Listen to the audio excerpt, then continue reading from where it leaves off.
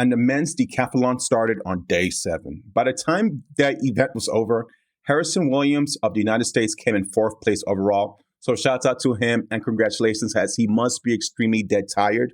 And I at least want to put a 2024 Olympic spin to these videos that I'm dropping since all these events are over. But first, welcome to Jacob the Analyst YouTube channel.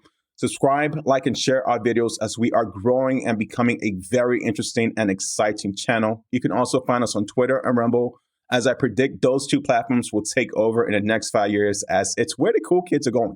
So several finals that took place on day 7. You had the women's javelin throw and men and women's 200-meter events, along with heats and semifinals that I'll take a brief look at.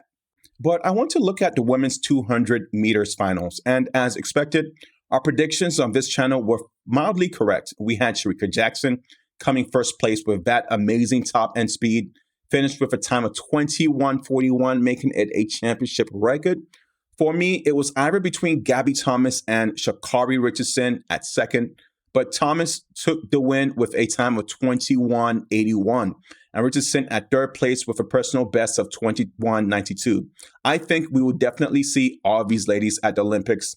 Richardson has also been very focused this season and training extremely hard. And going back to Sherika Jackson, I'm very impressed by her amazing time of 21:41. Jackson now becomes the second fastest woman in this event, where the first fastest time was Florence Griffith-Joyner on September 29th, 1988, who ran a time of 21:34. Insane. If you guys think that time will ever get beaten, then let me know down below. All the other ladies in this competition ran above a 22. You had Alfred, Neita running her personal best of 22:16. And watch out for these UK women, because I think they are finally back. Then you had Anthonique Strachan, who has had an amazing season. She ran with a time of 22:29. Dina Asher-Smith was 7th, and Marie-Josee Ta Lou finished 8th. But who really surprised me was Daryll Neita of the UK. She had an amazing start, and she has really been having a GOAT-like type of season for the UK. I think this year she brought it as vengeance from the lackluster 2022 season. She has been a really impressive role model for her team.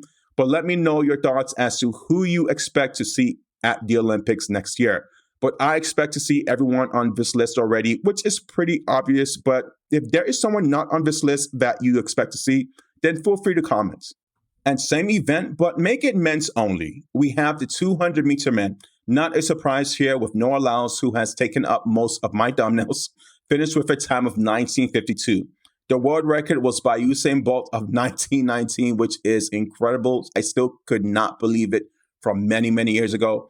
I don't think we will ever see that type of time unless someone's kid from the NBA decides to run track and field.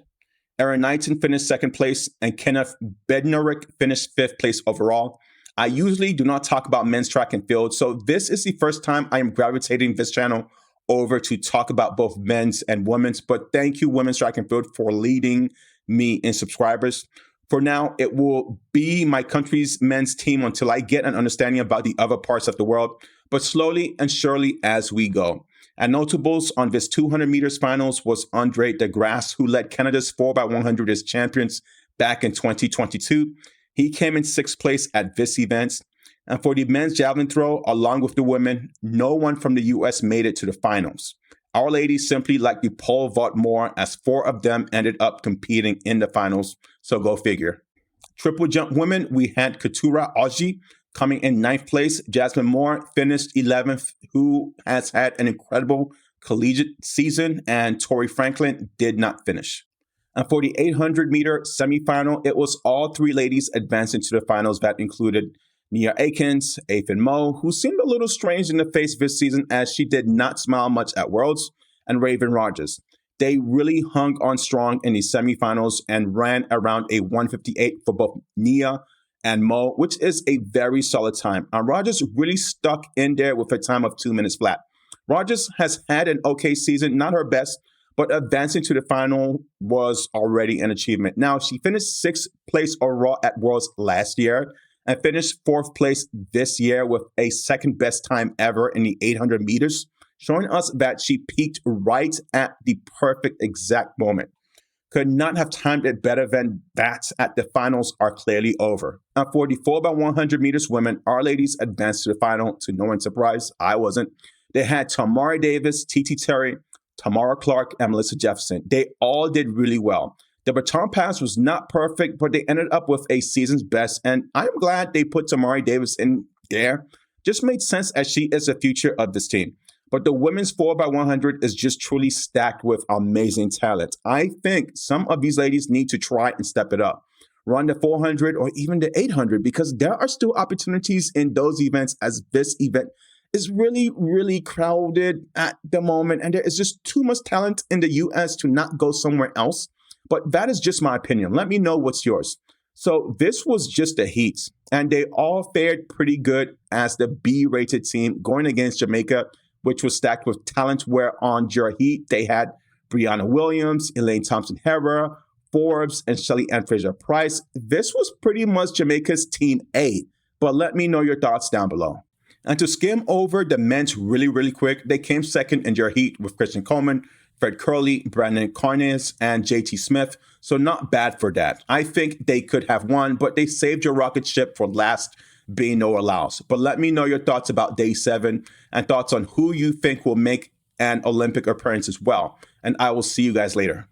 Thank you all for listening. We are slowly preparing for the cross-country season, but please make sure to check out the other videos of these championship series, and I'll talk to you guys later. Have an awesome day.